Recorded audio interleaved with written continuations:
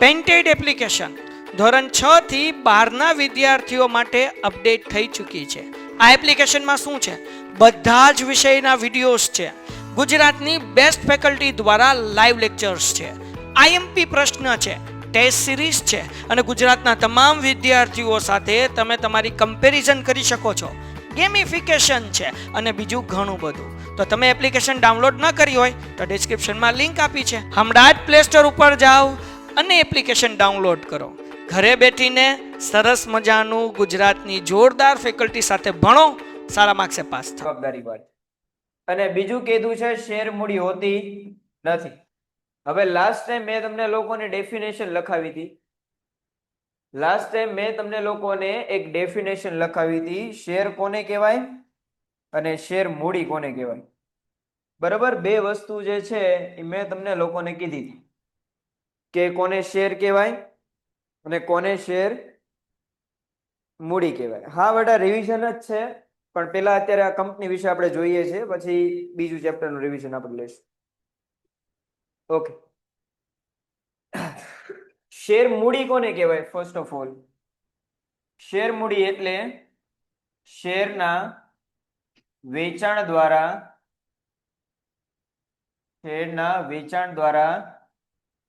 એકત્ર થયેલ મૂડી અથવા તો શું કહીશું આપણે એને?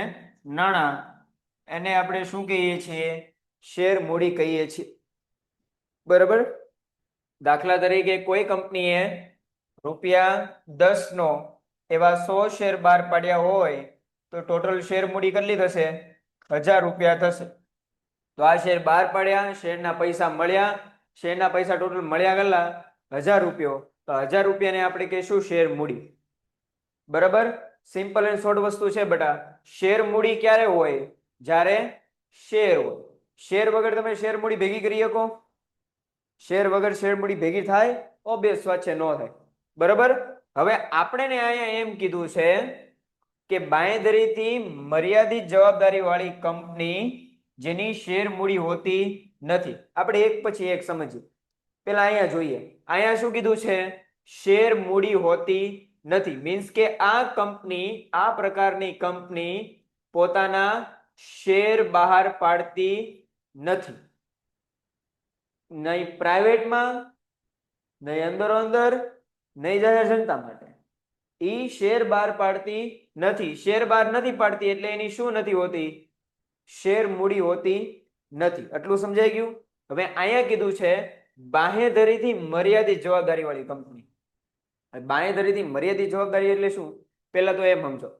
બાંહેધરીથી મર્યાદિત જવાબદારી એટલે દાખલા તરીકે શેર મૂડી નથી, તમારે કંપનીના સભ્ય બનવું હોય તો શેર પરચેસ કરો, એવું અહીંયા છે નહીં, કારણ કે અહીંયા શેર નામક વસ્તુ જ છે નહીં. તો અહીંયા તમે શું કરશો? બરાબર, અહીંયા તમારી પાસે એક જ વસ્તુ છે કે જ્યારે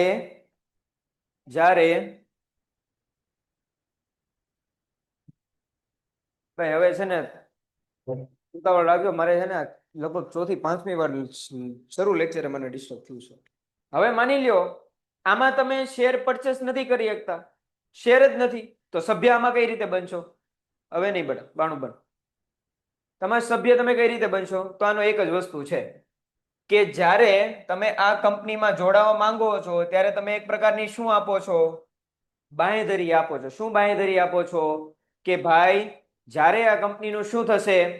વિસર્જન થશે અથવા તો કંપની બંધ થશે ત્યારે હું એક XYZ અમાઉન્ટ પે કરીશ. XYZ અમાઉન્ટ હું શું કરીશ? પે કરીશ, આપીશ. અથવા તો એને સભ્ય બનતાની સાથે જ પેમેન્ટ આપવું પડે, અથવા તો જ્યારે આ બંધ થશે, કંપની જ્યારે શું થશે? બંધ થશે ત્યારે એની પાસેથી નાણાં મંગાવવામાં આવશે. કાં તો શરૂઆતમાં જ તે નાણાં લઈ લેશે, કાં તો જ્યારે એ બાંયધરી આપે છે, બાંયધરી આ લેખિત સ્વરૂપે આપેલું એક વચન છે. બાંયધરી એટલે શું છે? લેખિત સ્વરૂપે આપેલું એક વચન. હું તમને એમ કહું કે બેટા મારી કંપની બાંયધરીથી મર્યાદિત જવાબદારી વાળી કંપની છે, મારી કંપનીના શેર મૂડી નથી, બરોબર, મારી કંપનીની શેર મૂડી નથી, તો આપણે શું કરશું? તમારે જોડાવવું છે તો તમે કહેશો કે સાહેબ જોડાવવું છે ખરા, પણ શેર પરચેસ તમારે શેર મૂડી જ નથી, તો સભ્ય કેમ ગણાશું?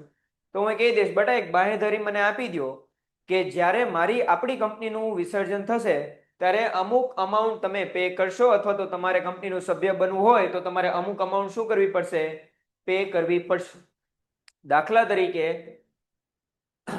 એક પર્સન હતો, એણે એમ કીધું કે કરણ સર, હું તમારી કંપનીમાં જોડાઉં છું, હું તમને કેટલા આપીશ? 5,000 રૂપિયા આપીશ. એવું એને મને શું આપી? બાંહેધરી આપી. બરાબર, કે હું કેટલા રૂપિયા આપીશ? 5,000 રૂપિયા આપીશ.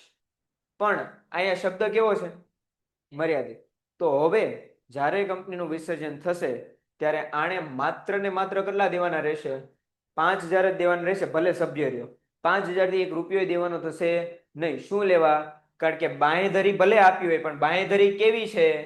મર્યાદિત જવાબદારી વાળી બાંહેધરી છે. બરાબર. આ પ્રકારની કંપની મોસ્ટ ઓફ જે છે, આ પ્રકારની કંપની કઈ કઈ હોય, જો લખવું હોય તો લખી દેજો. આ પ્રકારની મોસ્ટ ઓફ કંપની જે છે એ ટ્રસ્ટ હોય છે, બરાબર, એનજીઓ હોય છે, અથવા તો એજ્યુકેશનલ ઇન્સ્ટિટ્યૂટ હોય છે. બરાબર. અથવા તો હા, ક્લબ એ આવી શકે. આમાં શું આવી શકે? ક્લબ એ આવી શકે. માની લો કે કોઈ ક્લબ હોય, એમાં તમારે જોડાવવું હોય, એ ક્લબ શેર બહાર પાડે છે? ક્લબના શેર બહાર પડે છે? નથી પડતા. તો તમારે ક્લબમાં જોડાય તો તમે શું ભરવી પડે છે? તમારે અમુક ફી ભરવી પડે છે ને, બરાબર. કાં તો ફી તમારી પાસેથી એક સાથે લઈ લેશે, કાં તો એમ કે છે એક કામ કરો, લેખિતમાં ખાલી આટલું આપી દો કે હું ભવિષ્યમાં કંપનીનું આવી રીતે વિસર્જન થશે ત્યારે હું આટલા પૈસા આપીશ, તમે સભ્ય. સમજાય કે ન સમજાય? એટલે આવી રીતે બાંહેધરીથી મર્યાદિત જવાબદારી વાળી કંપની કે જેને શેર મૂડી હોતી નથી. બરાબર, સમજાણું કે ન સમજાણું? હવે સેમ કંપની બાંહેધરીથી મર્યાદિત જવાબદારી વાળી કંપની જેણે શેર બહાર પાડ્યા હોય, જેણે શેર બહાર પાડ્યા હોય, આવી કંપનીનું અસ્તિત્વ જોવું ખૂબ જ મોંઘું છે. આવી કંપનીનું અસ્તિત્વ હોવું ખૂબ જ મોંઘું છે. કઈ રીતે? જો હવે તમે સમજો. અહીંયા બાંહેધરી જે છે એ કેવી છે? મર્યાદિત જવાબદારી વાળી. એટલે જ્યારે તમે શેર પરચેસ કરો છો તો તમે શેરે ખરીદો છો, બરાબર. શેર પરચેસ કરીને તમે શું કરો છો? શેર તો પરચેસ કરો જ છો, સાથે સાથે તમે શું આપો છો? બાંહેધરી આપો છો. માની લો કે તમે 5,000 ના શેર ખરીદ્યા અને 5,000 ની શું આપી? તમે બાંહેધરી આપી. બરાબર, સમજાણું કે ન સમજાણું? પણ અહીંયા અગેન શબ્દ કયો વાપરો છે? મર્યાદિત શબ્દ વાપરો છે. એટલે કે કંપનીનું જ્યારે વિસર્જન થશે ત્યારે આ બાંહેધરીના 5,000 અને શેરના 5,000 જો હપ્તે મંગાયો હોય, બરાબર, માની લો કે આ 5,000 વાળા જે છે એ શેરના 5 હપ્તા કર્યા. કેટલા હપ્તા કર્યા? 5 હપ્તા કર્યા. પહેલો હપ્તો 1,000 નો, બીજો, ત્રીજો, ચોથો ને 5મો, એમ 5 હપ્તા કર્યા. કંપનીએ એમ કીધું કે આપણે 2 હપ્તા અત્યારે મંગાવી લઈએ. 2 હપ્તા એટલે કેટલા? 2,000 મંગાવી લઈએ. બાકીના જે 3 હપ્તા બાકી રહી છે ને એ વિસર્જન સમયે મંગાવશું. ક્યારે મંગાવશું આપણે? વિસર્જન સમયે. બરાબર. તો અહીંયા બાંહેધરી કેટલાની લીધી? સોરી, શેર કેટલાના હતા? 5,000 ના. એને આપ્યા કેટલા? 2,000. દેવાના કેટલા રે? 3,000. અને બાંહેધરી કેટલાની આપી હતી? તો એને હવે વિસર્જન થાય ત્યારે ચૂકવવાના ખાલી કેટલા રે? 5 ને 3 8,000 રૂપિયા ખાલી ચૂકવવાના રહી ને. બરાબર. શું લેવા? માત્ર 8,000 રૂપિયા. કારણ કે અગેન આ શબ્દ કયો આવ્યો છે? મર્યાદિત જવાબદારી. બરાબર. એટલે આમાં શેરે એના બહાર પડ્યા હોય ને બાંહેધરી આપવાની થતી હોય છે. હવે બીજું આપણે જોઈએ. હવે શું કીધું છે? અમર્યાદિત જવાબદારી વાળી કંપની જેને શેર મૂડી હોતી નથી. સેમ આની જેવું જ છે. અહીંયા તે શેર મૂડી હતી નહીં, અહીંયા શેર મૂડી છે નહીં, પણ અહીંયા બાંહેધરીથી જવાબદારી કેવી હતી?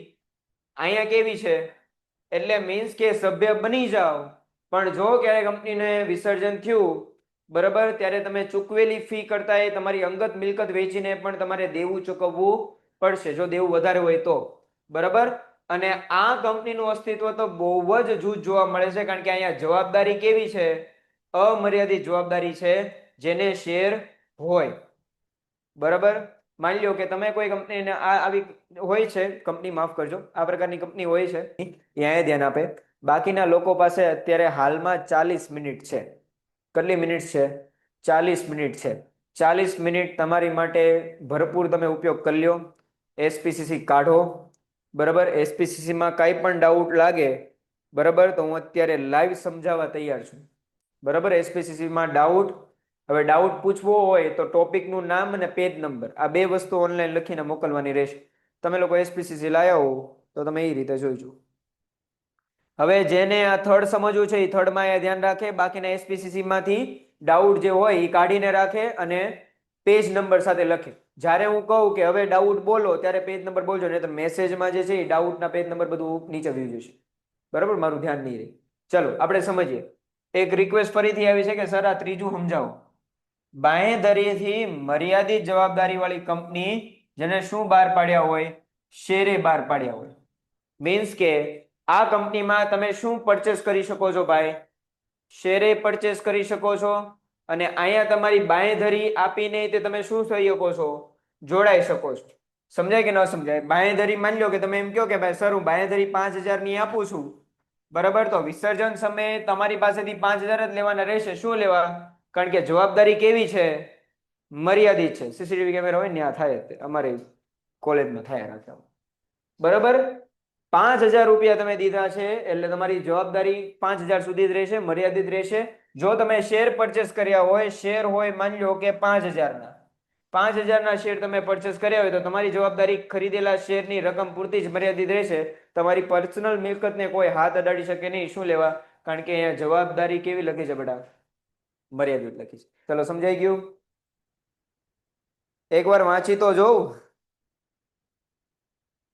મેં જે રીતે તમને લોકોને અત્યારે સમજાયું ને ઓલી કંપનીના પ્રકારો, એના આધારે એકવાર વાંચી જવું. બરાબર, અત્યારે તમે આમાંથી જે અઘરો ટેબલ લાગતો ને અઘરો ટેબલ મને કેવું એ અઘરો ટેબલ તમને સમજાવી દઉં. પછી એકવાર તમે બધા ટેબલ વાંચી જાઓ, પછી ન સમજાય તો તમે મને કહો. અત્યારે આમાંથી જે તમને અઘરો ટેબલ લાગતો હોય એ ટેબલ મને કહો તો એ તમને સમજાવી દઉં. એક ટેબલ સમજાવશે એટલે બાકીના સમજાઈ જશે. બરાબર, બોલો કયું ટેબલ સમજાવું? સરસ. ચાલો ભાઈ, ટેબલ એફ. ટેબલ એફ કોની માટે છે? કેમ ગયું? શેર દ્વારા મર્યાદિત કંપનીનું આર્ટિકલ ઓફ એસોસિએશન. શેર દ્વારા મર્યાદિત કંપની એટલે શું? બરાબર, કે આ કંપની જ્યારે શેર બહાર પાડશે એ શેરની જવાબદારી એ શેર સુધી જ કેટલી રહેશે? મર્યાદિત રહેશે. બરાબર, ચલો હવે આમાં એમ કીધું છે, હવે તમે જ્યારે આવી કંપની બનાવતા હો ત્યારે તમારે એક આર્ટિકલ ઓફ એસોસિએશન બનાવવું પડે. મીન્સ કે તમારે નિયમન પત્ર બનાવવું પડે. હવે જ્યારે તમે આ નિયમન પત્ર બનાવો છો તમારે, તો આ પ્રકારની જ્યારે તમે કંપની હોવ તો આ પ્રકારની કંપનીમાં તમારું નિયમન પત્ર કેવું હોવું જોઈએ? નિયમન પત્રમાં કઈ કઈ બાબતો હોવી જોઈએ એ કીધી છે. ચલો, પહેલી બાબત કીધી છે કંપની ધારો 2013 માં આપેલ પદો કે શબ્દોનું અર્થઘટન. બરાબર, કંપની ધારો એમ કહે છે કે કંપનીમાં ડિરેક્ટર્સ હોવા જોઈએ, સેક્રેટરી હોવા જોઈએ, મેનેજિંગ ડિરેક્ટર હોવા જોઈએ, વિભાગીય અધિકારીઓ હોવા જોઈએ. એવું કેમાં લખેલું છે? કંપની ધારા 2013 માં. તો એ પદો અને શબ્દોનું અર્થઘટન. જો બેટા આપણે અત્યારે નથી પેપર લખતા, નથી ટેક્સ્ટ બુક વાંચતા, બરાબર, આપણે અત્યારે કાયદો સમજીએ છીએ. કોઈ દિવસ પોસિબલ થાય ને તો બંધારણ એકવાર વાંચજો. એપ્લિકેશન આવે છે ફોનમાં બંધારણની, એકવાર બંધારણ વાંચજો. બંધારણની ભાષા આટલી સ્પષ્ટ હશે અને એક પણ શબ્દ આડોઅવળો નહીં હોય. શું લેવા? કારણ કે એ કાયદો છે. કાયદામાં એક શબ્દનું 2 થી કરતા વધારે અર્થઘટન નીકળતું હોય ને તો એ કાયદામાં ઘણી મોટી પ્રોબ્લેમ્સ લાવી શકે. બરાબર, એટલે જ્યારે કાયદો ઘડવામાં આવે ત્યારે શબ્દનું ચયન, શબ્દની પસંદગી બહુ ધ્યાનપૂર્વક કરવામાં આવતી હોય.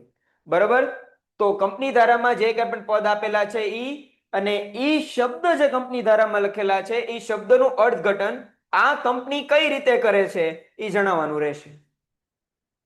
બરાબર, બીજું શું કીધું છે? કંપનીની સામાન્ય મહોર, તેના વપરાશ અંગેની સમજ. કંપનીનો એક સામાન્ય મહોર હોય, સ્ટેમ્પ આપણે જેને કહીએ એમ.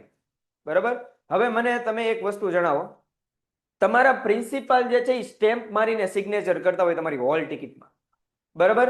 જો તમારી સ્કૂલમાં બે પ્રકારના સ્ટેમ્પ હશે, એક તમારી સ્કૂલનો સ્ટેમ્પ અને એક તમારા પ્રિન્સિપલનો સ્ટેમ્પ. આવા બે પ્રકારના સ્ટેમ્પ હોય. તો ભાઈ પ્રિન્સિપલનો સ્ટેમ્પ ક્યારે વાપરવો, ટ્રસ્ટનો સ્ટેમ્પ છે એ ક્યારે વાપરવો, એના નિયમો નક્કી હોય ને. સેમ એવી જ રીતે કંપનીની જે સામાન્ય મોહર છે એ ક્યાં વાપરવાની, એની સમજ અને એના નિયમો, કે ભાઈ જ્યારે અહીંયા આવો વસ્તુ થાય, આવી સિચ્યુએશન ક્રિએટ થાય ત્યારે જ કંપનીની સામાન્ય મોહર લાગશે, બાકી કંપનીની સામાન્ય મોહર ત્યાં લગાડવામાં આવશે નહીં. તો એ કીધું છે શેર મૂડી અંગેની જોગવાઈ, કે ભાઈ શેર મૂડી કેટલી બહાર પાડશે. શેર મૂડી એટલે શેર દ્વારા જે કંપની નાણાં એકત્ર કરે છે એ કંપની શેર મૂડી કેટલી બહાર પાડશે, બરાબર. તમને લોકોને આવેદનપત્રમાં મૂડીની કલમ આવે છે. કઈ કલમ આવે છે? મૂડીની કલમ. ચેપ્ટર નંબર 7 માં આપણે સત્તાવાર થાપણે ભણી ગયા, સત્તાવાર મૂડી ભણી ગયા. શેર મૂડીના પ્રકારનો આખો 5 માર્કનો ધી મોસ્ટ આઈએમપી ક્વેશ્ચન છે. સત્તાવાર મૂડી આપણે ભણી ગયા. સત્તાવાર મૂડી કોને કહેવાય? કે કંપનીએ જ્યારે પોતાનું ઇસ્ટાબ્લિશમેન્ટ કર્યું હોય, કંપની જ્યારે સ્થપાણી હોય ત્યારે એણે પોતાની મિલકતનો એક આકલન કર્યું હોય. દાખલા તરીકે કંપનીએ એમ કીધું કે અમારી શેર મૂડી 5 કરોડની છે. કેટલા કરોડની છે? 5 કરોડની છે. અને 5 કરોડની મૂડીના જ્યારે પણ શેર બહાર પાડવામાં આવે તો 10 રૂપિયાનો એક એવા શેર બહાર પાડવાના, એમ લખેલું હોય, બરાબર. હવે બની શકે આ કંપનીનો આવો નિયમ ક્યારે લખ્યો હતો? ભાઈ 1990 માં. આ હાલે છે 2026. બની શકે કે કંપનીને 5 કરોડ કરતા વધારે પૈસાની જરૂર હોય, પણ ઓબ્વિયસ વાત છે આવેદનપત્ર નિયમન પત્રમાં જે રીતે લખેલું છે એની બહાર તો જઈ ન શકે. તો શું કરવું પડે? આ મૂડીની કલમમાં શું કરવો પડે? સત્તાવાર મૂડીમાં શું કરવો પડે? ફેરફાર કરવો પડે ને. અત્યારે માની લો 10 કરોડ જોતા છે તો આ ચેન્જ કરીને કેટલા કરવા પડશે? 10 કરોડ. અહીંયા 10 રૂપિયા લખ્યા હતા, પણ અત્યારે આપણે 100 રૂપિયા જોતા છે, જો અહીંયા 100 રૂપિયા કરીને આપણે કરી શકીએ. તો એ શેર મૂડી કેટલી હશે? બરાબર, 10 કરોડ હશે, 5 કરોડ હશે, બરાબર. કઈ રીતે બહાર પાડશે એ થોડુંક જોવાનું રહી છે. બીજું એમ કીધું છે શેર કંપની અંગે, શેર ઉપર કંપનીનો લિયન હક. તમે હપ્તા નથી ભરતા, કંપનીએ તમને 3 થી 4 વાર નોટિસ મોકલી, એ નોટિસ મોકલ્યા બાદ પણ તમે લોકોએ હપ્તા ભર્યા નથી, તો હવે શેર જે છે એ કંપનીના થઈ જશે. તમે ભલે પેલો હપ્તો ભર્યો હોય, બાકીના 3 હપ્તા ન ભર્યા હોય, તો હવે એ શેર કોના થઈ જશે? કંપનીના થઈ જશે. ઈ હકને કહેવાય છે લિયન હક. આ નિયમો ક્યારે વાપરવાના? બરાબર. દાખલા તરીકે બીજો હપ્તો ભરાઈ ગયો હોય, 3 હપ્તા બાકી હોય, તો આ લિયન હક લાગે કે ન લાગે? પેલો હપ્તો ભરી દીધો હશે, બાકીના 3 હપ્તા છે, તો 2 હપ્તા ભરી દીધા, ત્રીજો હપ્તો બાકી છે, તો ત્યારે લિયન હક લગાડવો કે ન લગાડવો, એવું કંપની પોતાની રીતે નક્કી કરશે. સમજાય કે ન સમજાય? શેર હપ્તા અંગેના નિયમો, બરાબર. કેટલા હપ્તા રાખવા શેરના? 5 રાખવા, 6 રાખવા, 7 રાખવા, કેટલા રાખવા ભાઈ એ નક્કી કરશે. અને આ દરેક હપ્તા વચ્ચે કેટલો સમયગાળો રાખવો એ કંપની નક્કી કરશે, બરાબર.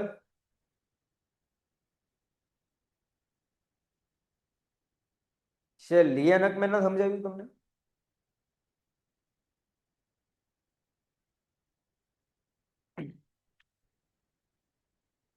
ઉપર જા, મારું બેગ ખબર છે સોફા પર પડ્યું છે મારું બેગ, ને 12મા ધોરણની એસપીસી છે લેતો. ચલો એ સમજાવું છું. બીજું શું કીધું છે? શેર પ્રેષણ અંગેના નિયમો. શેર પ્રેષણ એટલે શું? કે માની લો કે ભાઈ કોઈ વ્યક્તિના નામ પર શેર હોય, બરાબર. એ વ્યક્તિના નામ પર શેર હતા, એને બી વ્યક્તિને પોતાનો શું નક્કી કર્યો હતો? વારસદાર નક્કી કર્યો હતો. હવે એ વ્યક્તિની શું થઈ ગઈ? ડેથ થઈ ગઈ. એક વ્યક્તિની શું થઈ ગઈ? ડેથ થઈ ગઈ. એને વારસદાર કોને રાખ્યો હતો? બી વ્યક્તિને.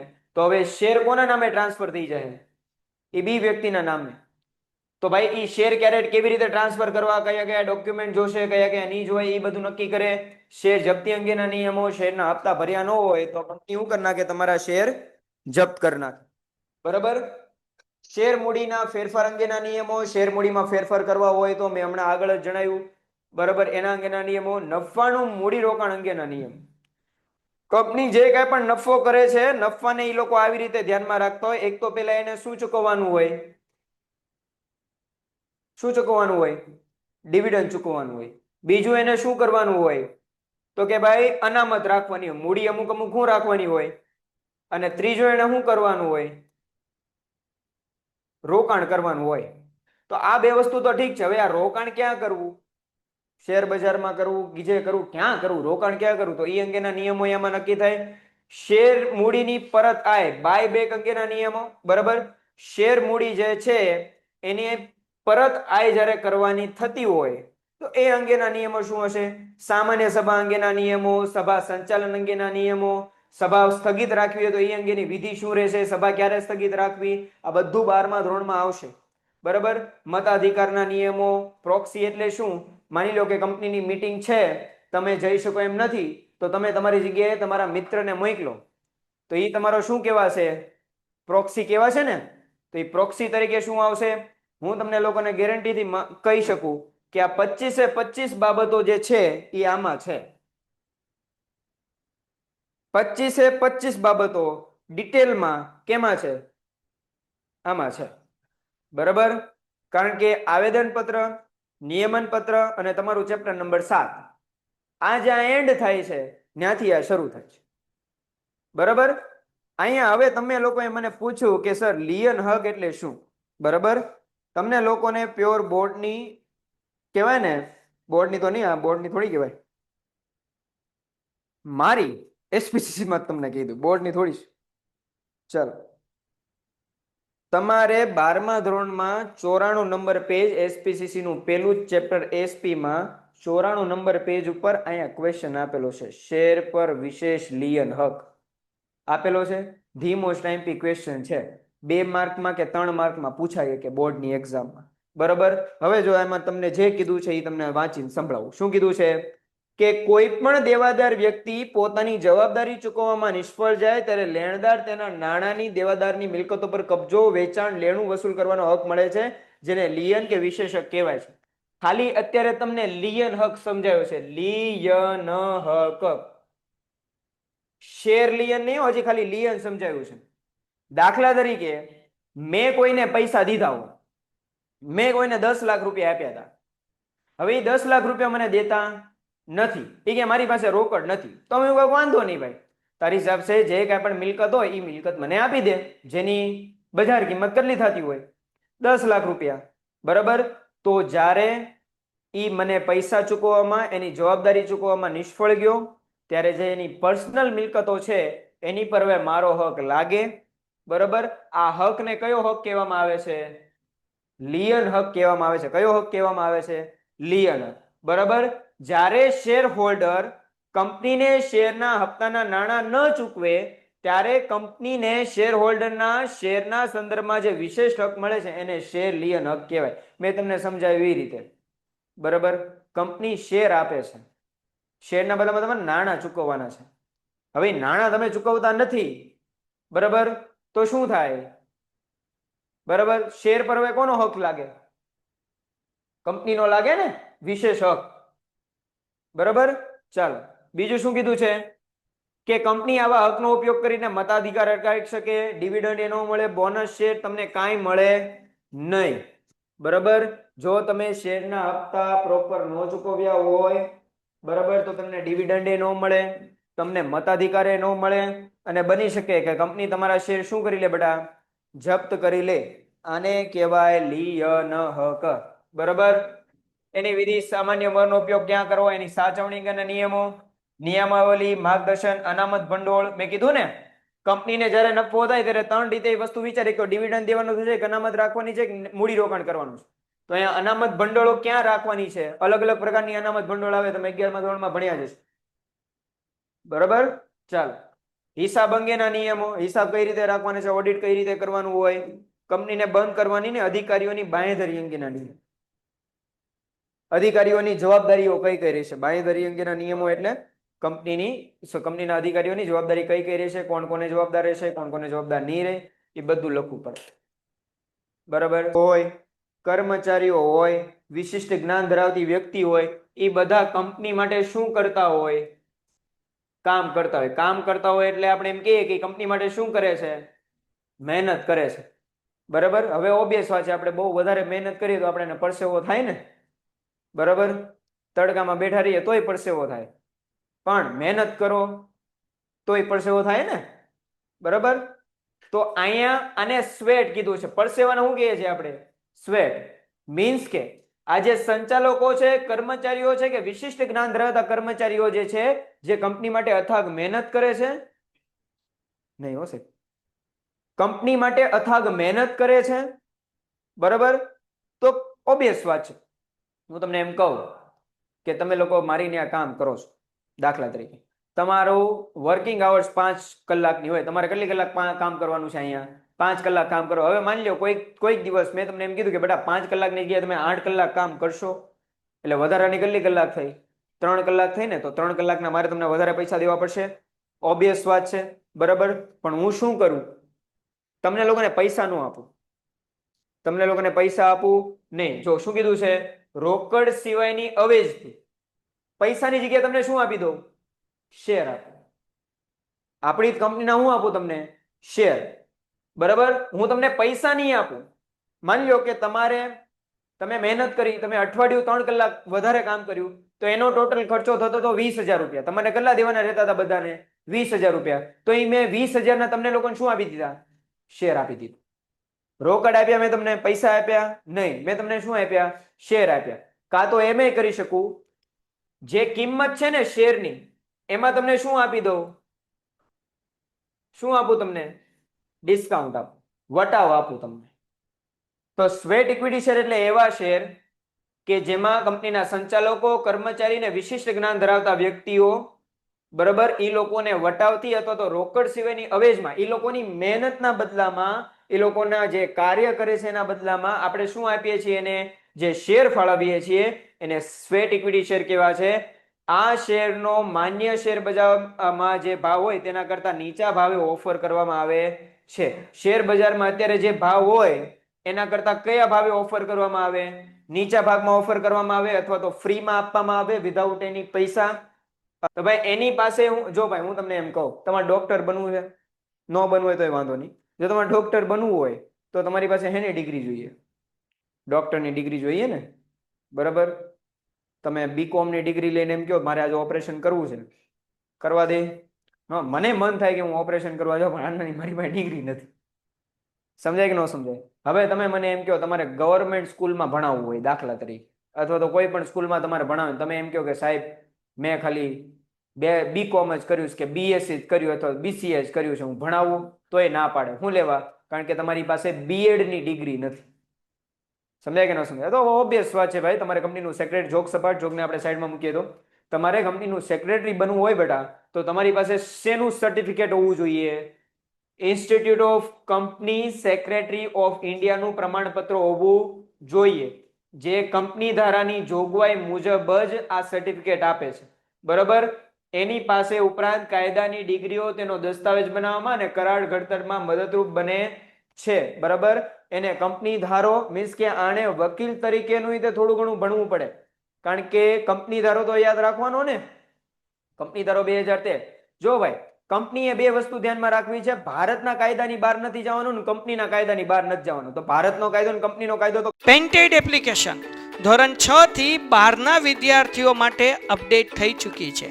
આ એપ્લિકેશનમાં શું છે? બધા જ વિષયના વિડીયોઝ છે. ગુજરાતની બેસ્ટ ફેકલ્ટી દ્વારા લાઈવ લેક્ચર્સ છે, આઈએમપી પ્રશ્ન છે, ટેસ્ટ સિરીઝ છે, અને ગુજરાતના તમામ વિદ્યાર્થીઓ સાથે તમે તમારી કમ્પેરિઝન કરી શકો છો. ગેમિફિકેશન છે અને બીજું ઘણું બધું. તો તમે એપ્લિકેશન ડાઉનલોડ ન કરી હોય તો ડિસ્ક્રિપ્શનમાં લિંક આપી છે, હમણાં જ પ્લે સ્ટોર ઉપર જાઓ અને એપ્લિકેશન ડાઉનલોડ કરો.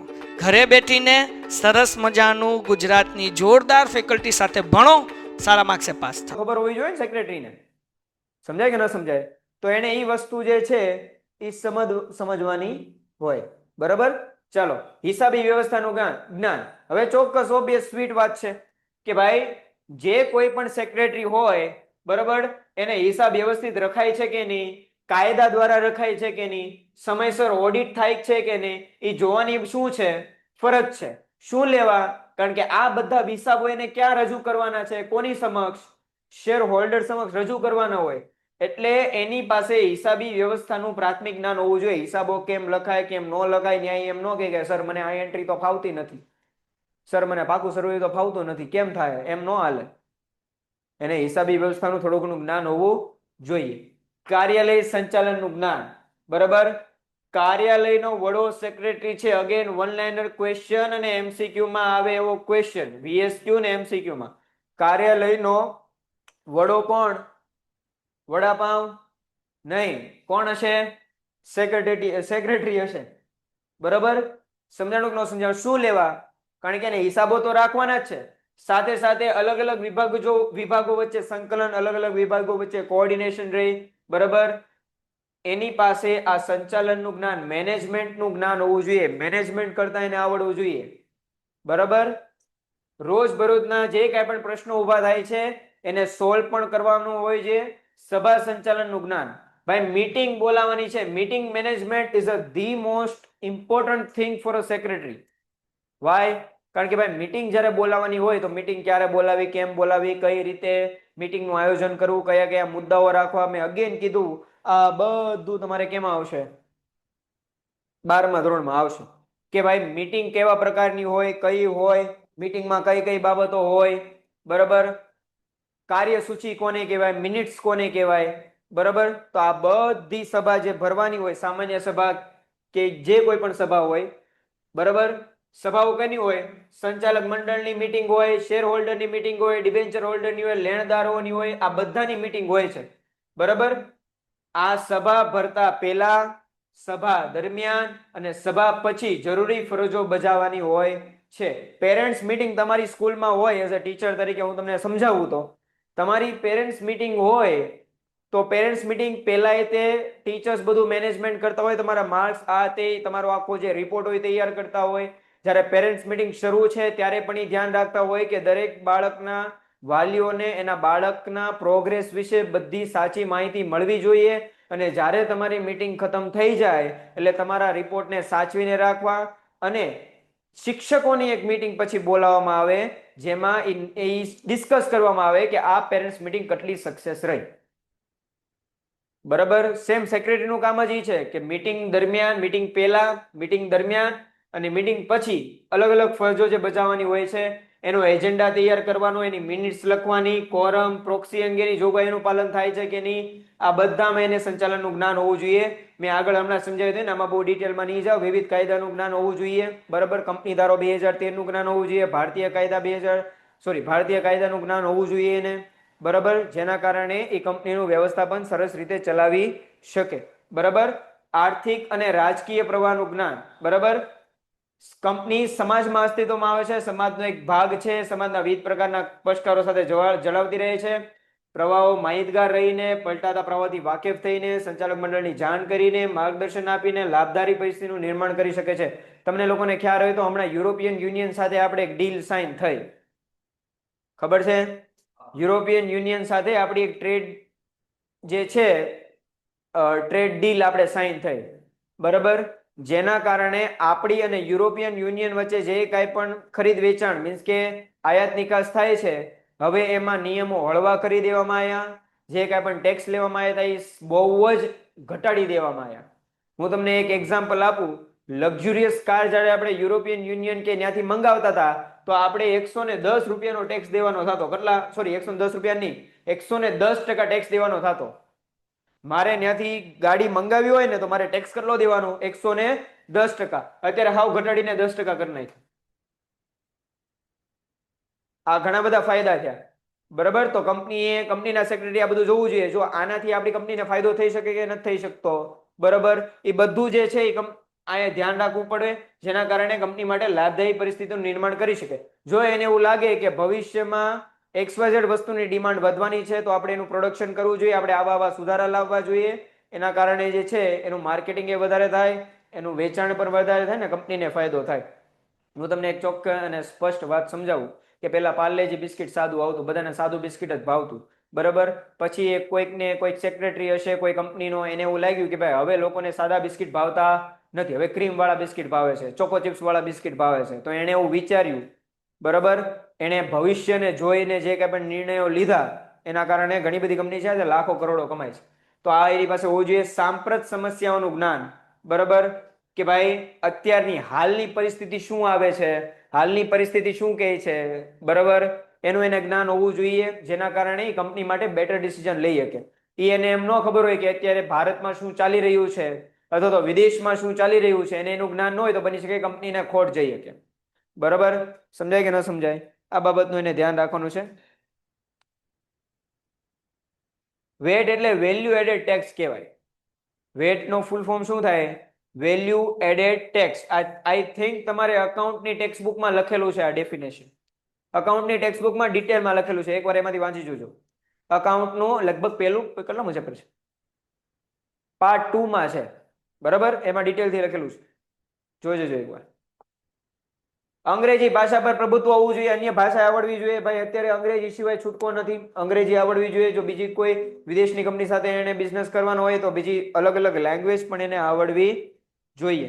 બરાબર, જનસંપર્કનું જ્ઞાન, પબ્લિક સાથેનું એનું કનેક્શન હોવું જોઈએ, કારણ કે પબ્લિકને જે ગમે છે એ વસ્તુનું ઉત્પાદન કરશે તો એને વેચાણ વધશે ને તો એને નફો થશે. પબ્લિકને શું જોઈએ છે એ જેને ખ્યાલ નહીં હોય તો એનું વેચાણ. પેન્ટેડ એપ્લિકેશન ધોરણ 6 થી 12ના વિદ્યાર્થીઓ માટે અપડેટ થઈ ચૂકી છે. આ એપ્લિકેશનમાં શું છે? બધા જ વિષયના વિડીયોઝ છે. ગુજરાતની બેસ્ટ ફેકલ્ટી દ્વારા લાઈવ લેક્ચર્સ છે, આઈએમપી પ્રશ્ન છે, ટેસ્ટ સિરીઝ છે અને ગુજરાતના તમામ વિદ્યાર્થીઓ સાથે તમે તમારી કમ્પેરિઝન કરી શકો છો. ગેમિફિકેશન છે અને બીજું ઘણું બધું. તો તમે એપ્લિકેશન ડાઉનલોડ ન કરી હોય તો ડિસ્ક્રિપ્શનમાં લિંક આપી છે, હમણાં જ પ્લે સ્ટોર ઉપર જાઓ અને એપ્લિકેશન ડાઉનલોડ કરો. ઘરે બેઠીને સરસ મજાનું ગુજરાતની જોરદાર ફેકલ્ટી સાથે ભણો, સારા માર્ક્સે પાસ થાઓ.